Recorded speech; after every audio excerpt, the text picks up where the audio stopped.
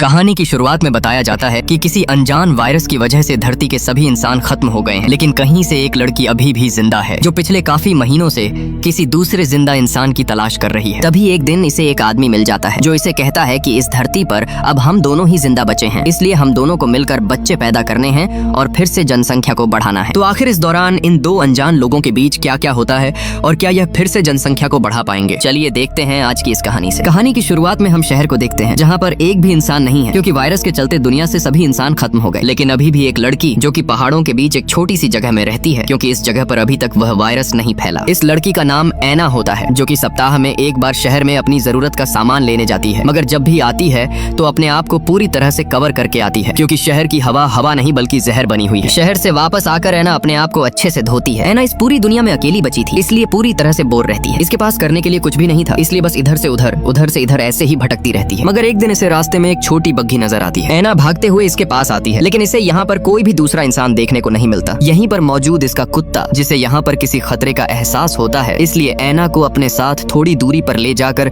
दोनों झाड़ियों में छिप जाते हैं। इसी दौरान यहाँ पर एक इंसान आता है जो कि अपनी इस बग्घी को ले जाने लगता है। ऐना भी अपने धीमे कदमों के साथ इसका पीछा करने लगती है। थोड़ी दूर जाने पर आदमी एक जगह पर रुककर यहाँ की हवा को एक डिवाइस से टेस्ट करता है और पता लगाता है कि क्या वह वायरस इस जगह पर भी फैला हुआ है, लेकिन इसे पता चलता है कि यह एरिया पूरी तरह से सेफ है। इसीलिए अपने भारी कपड़ों को उतारता है और काफी ज्यादा खुश होता है, मानो जैसे इसने काफी साल बाद चैन की सांस ली। आदमी जोर जोर से खुशी से चिल्लाता है। इसके बाद यह आदमी पास में मौजूद एक छोटे तालाब में नहाने लगता है। तभी ऐना इसके पास भागती हुई आती है और इसे पानी से बाहर निकलने को कहती है और कहती है कि जहाँ से झरने का पानी आ रहा है वहाँ पर वायरस फैला हुआ है, इसलिए तुम्हें पानी से बाहर निकलना चाहिए। आदमी ने काफी दिनों के बाद किसी दूसरे इंसान को देखा था, इसलिए थोड़ा चौंक सा जाता है। आदमी डरते हुए अपनी गन को उठाकर ऐना के ऊपर रख देता है, लेकिन ऐना कहती है तुम डरो मत, तुम्हें मुझसे कोई खतरा नहीं है, बल्कि तुम्हें जल्द से जल्द इस पानी से बाहर आना चाहिए। ऐना की बात को सुनकर आदमी जल्दी से बाहर निकलता है, लेकिन तब तक इसकी तबीयत काफी ज्यादा बिगड़ चुकी थी और उल्टियां करने लगता है। आदमी जल्दी से एक इंजेक्शन को लेकर अपनी बॉडी में लगाने की कोशिश करता है, लेकिन अब इसके हाथ कांपने लगे थे, जिसके चलते यह इंजेक्शन को नहीं लग पा रहा था। ऐना जल्दी से इसके पास आकर इंजेक्शन को लेती है और इसकी बॉडी में इसे लगाती है। इसके बाद ऐना इस आदमी को अपने घर लाकर लेटा देती है। इस आदमी का नाम लुइस होता है जो कि फिलहाल बेहोशी की हालत में था। ऐना को इसके बैग से कुछ तस्वीरें भी मिलती हैं जो कि शायद लुइस की फैमिली होगी। ऐना इसका रोज ख्याल रखती है, टाइम पर दवा देती है। ऐना को डर था कि अगर यह मर गया तो मैं फिर से इस दुनिया की अकेली रहूंगी, और वैसे भी ऐना ने काफी लंबे वक्त से किसी के साथ टाइम नहीं बिताया था। ऐना पूरी रात इसी के पास बैठकर इसके होश में आने का इंतजार करती है, बार बार इसका बुखार चेक करती है। अब ऐसे ही 7 से 8 दिन बीत जाने के बाद लुइस को होश आ जाता है, लेकिन अभी पूरी तरह से ठीक नहीं था, इसलिए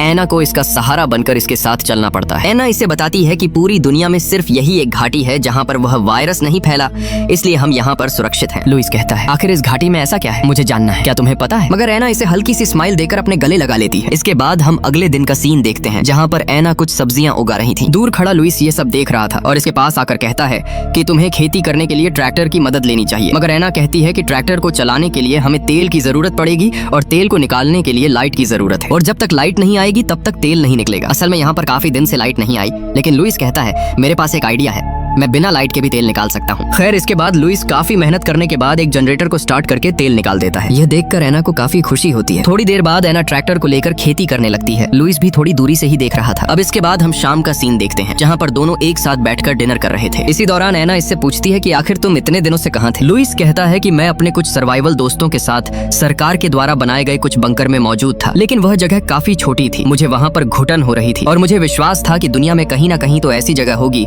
जहाँ पर यह वायरस नहीं फैला, इसलिए मैं वहां से भाग गया।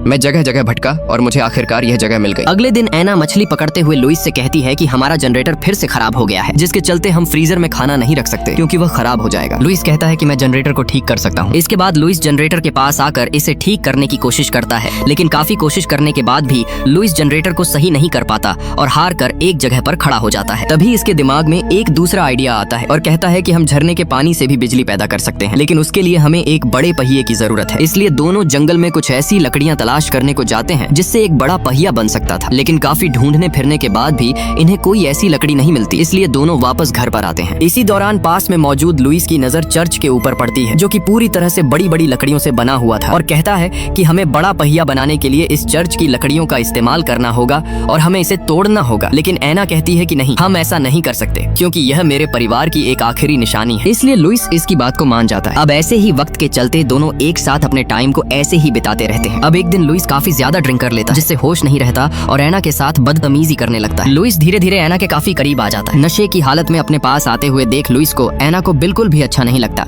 और गुस्सा होकर यहाँ से सोने चली जाती है। अब इसके बाद हम सुबह का सीन देखते हैं, जहाँ पर लुइस एना के पास आकर अपनी बदतमीजी के लिए माफी मांगता है और कहता है कि मैं उस वक्त होश में नहीं था और मुझे ठीक तरह से यह भी याद नहीं है कि मैंने तुम्हारे साथ क्या किया। लेकिन मगर एना इसे कुछ नहीं कहती। असल में एना खुद इसे पसंद करने लगी है। अब शाम को दोनों फिर से डिनर करने लगते हैं, लेकिन आज की शाम एना ने डिनर को काफी अच्छे से सजाया हुआ था और खुद भी पूरी तरह से तैयार होकर आई थी। दोनों डिनर करते हैं, तभी एना लुइस को अपने साथ डांस करने को कहती है। पहले तो लुइस डांस करने से मना कर देता है, मगर एना के बार बार कहने पर इसके साथ डांस करने लगता है। अब थोड़ी देर तक दोनों डांस करते करते एक दूसरे के करीब आने लगते हैं, मगर तभी लुइस कहता है कि हमें ऐसा नहीं करना चाहिए, हमें पहले एक दूसरे को अच्छे से जान लेना चाहिए और इतना कहकर यहाँ से अपने रूम में चला जाता है। लेकिन अब इसे लगता है कि मुझे एना के साथ ऐसा नहीं करना चाहिए था, इसलिए फिर से एना के पास जाता है और आज की रात दोनों एक साथ टाइम स्पेंड करते हुए खूब एंजॉय करते हैं। सुबह होती है, तभी एना लुइस से कहती है कि हमें चर्च को तोड़कर पहिया बना लेना चाहिए, मगर अब लुइस मना कर देता है और कहता है कि हमें कोई दूसरा तरीका अपनाना चाहिए। अब एक दिन एना शिकार की तलाश में बाहर निकलती है, मगर आज के दिन इसे यहाँ पर एक और आदमी मिलता है जिसका नाम जैक है, जो दिखाई देने में लुइस के मुताबिक उससे काफी हैंडसम है। एना को यह देखकर थोड़ा अजीब लगता है और इसके बारे में इससे पूछती है। पूछताछ करने के बाद एना इसे अपने घर लाती है, लेकिन लुइस को जैक का यहाँ पर आना बिल्कुल भी पसंद नहीं था। असल में लुइस को डर था कि कहीं जैक के आने पर एना मुझे ना छोड़ दे, इसलिए जैक को यहाँ से जाने को कहता है। मगर एना कहती है कि वह यहाँ से कहाँ जाएगा, क्योंकि जैसे ही उसे घाटी से बाहर निकलेगा तो वह भी वायरस की वजह से मर सकता है। लुइस के पास भी कोई सीधा जवाब नहीं था इसे यहाँ से भेजने का, इसलिए अपनी एक मशीन से इसे चेक करने लगता है कि कहीं ये भी वायरस से इन्फेक्टेड तो नहीं है। एना को यह देखकर बिल्कुल भी अच्छा नहीं लगता कि आखिर लुइस एक बेसहारा इंसान के साथ यह क्या कर रहा है। लुइस एना से कहता है कि हमें इसे घर से बाहर ही रखना होगा, क्योंकि हमें नहीं पता कि यह कैसा इंसान है, हो सकता है कि यह खतरनाक हो और हमें मार दे, इसीलिए आज की रात जैक को बाहर ही सोना पड़ता है। इसके अगले दिन हम इन तीनों को एक साथ बैठे हुए देखते हैं और आपस में अच्छे से बातें कर रहे थे। लुइस यहाँ पर इनको अपनी पिछली कहानी बताता है और कहता है कि जब इस वायरस की शुरुआत हुई थी तो तब लोगों में एक अजीब तरह की भगदड़ मची हुई थी। उस दौरान मैं जो कि एक कुएं से पानी भर रहा था, मगर इसी दौरान मेरे पास एक छोटा सा मासूम लड़का आया था जो कि उस वायरस की वजह से तड़प रहा था। साथ ही उसके पास एक गन थी जिसे वह मेरे हाथ में थमा देता है और कहता है कि मुझे गोली मार दो, लेकिन मैंने ऐसा नहीं किया, बल्कि मुझे खुद अपनी जान बचानी थी, इसलिए सबसे पहले मैंने अपनी बॉडी को कवर किया और मैं वहाँ से भाग गया। इसके बाद जैक भी इन्हें अपनी कहानी बताता है और कहता है कि जब यह वायरस फैला था तब मैं अपने कुछ साथियों के साथ एक सुरंग में काम कर रहा था, जिसके चलते हमें काफी दिन तक उसी सुरंग में रहना पड़ा। मगर काफी दिन तक सुरंग में रहने के बावजूद सभी को घुटन महसूस होने लगी, जिसके चलते सभी में झगड़ा हो गया और सभी ने एक दूसरे को मार दिया। मगर मैं जो किसी तरह से उन सभी में से अकेला जिंदा बचा हूँ और बच बचाते तुम्हारे पास आ गए। इसके थोड़ी देर बाद जैक और लुइस दोनों जंगल में शिकार करने जाते हैं, साथ ही एक दूसरे को अपने बारे में भी इंट्रोड्यूस करते हैं। लुइस जैक से कहता है कि हमें पानी के जरिए बिजली पैदा करनी होगी, लेकिन उसके लिए हमें एक पहिए की जरूरत है जिसे हम चर्च को तोड़कर बना सकते हैं। जैक को भी इसका आइडिया काफी पसंद आता है और अगले ही दिन तीनों मिलकर चर्च को तोड़कर एक बड़ा पहिया बनाने में लग जाते हैं। इसी दौरान जैक एना के पास आकर इसे वॉक पर चलने के लिए कहता है, जिसके लिए एना मान जाती है और दोनों जंगल में घूमते हुए आगे की तरफ जाने लगते हैं। अब काफी दूर जाने के बाद दोनों एक जगह पर रुक जाते हैं। इसी दौरान जैक एना को भड़काते हुए कहता है कि लुइस एक बेकार आदमी है, वह भगवान को नहीं मानता क्योंकि उसने चर्च को तोड़ दिया, जिस पर एना कहती है कि नहीं, ऐसा नहीं है, वह यह सब हमारी मदद करने के लिए कर रहा है। थोड़ी देर बाद दोनों वापस लौटते हैं। दोनों को एक साथ आते हुए देख लुइस को काफी बुरा लगता है। लुइस को लगता है कि यह दोनों अब एक दूसरे को पसंद करने लगे हैं। शाम को लुइस एना से कहता है कि अगर तुम जैक को पसंद करती हो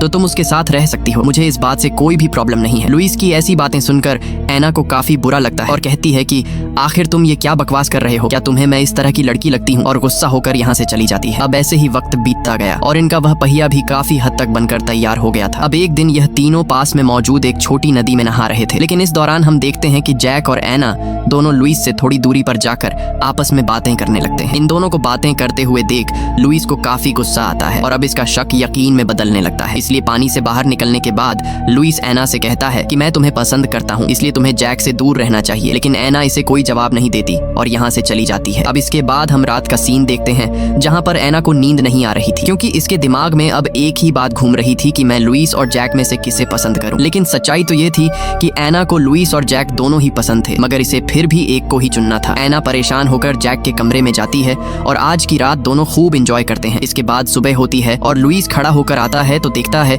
कि एना और जैक पहले से ही यहाँ पर मौजूद हैं और दोनों काफी हंसी खुशी हैं। ये देखकर लुइस को लगता है कि जरूर इनके बीच कुछ तो हुआ है। थोड़ी देर बाद लुइस और जैक दोनों झरने के पास उस पहिए को फिट करने जाते हैं और काफी मेहनत करने के बाद आखिरकार इस पहिए को फिट कर देते हैं। लेकिन अभी भी एक काम बाकी था। यहाँ पर इन दोनों ने अपने सूट भी पहने हुए थे। जैक जो कि एक रस्सी को पकड़कर नीचे खाई में उतर रहा था और दूसरी तरफ से लुइस ने रस्सी को पकड़ा हुआ था। अब जैसे ही काम खत्म करने के बाद जैक वापस ऊपर चढ़ने लगता है तो तभी अचानक इसका पैर फिसल जाता है, लेकिन लुइस ने फिर भी रस्सी को काफी टाइट पकड़े हुआ था और इसे गिरने नहीं देता। किसी तरह से जैक अपने आप को संभालता है और काफी ऊपर तक चढ़ जाता है, मगर तभी फिर से अचानक इसका पैर फिसल जाता है और फिर से नीचे गिरने लगता है। लुइस पहले की तरह रस्सी को पकड़े रहता है, लेकिन तभी लुइस को एहसास होता है कि अगर यह जिंदा रहा तो मेरे और ऐना के बीच दूरी हो जाएगी, इसलिए इसे मारना ही बेहतर होगा। इसी के साथ सीन कट होता है और हम लुइस को घर पर देखते हैं, जहां पर ऐना इससे जैक के बारे में पूछ रही है। लुइस कहता है कि वह अब दूसरे शहर की तरफ निकल गया, मगर ऐना को सच्चाई का पता चल गया था और कहती है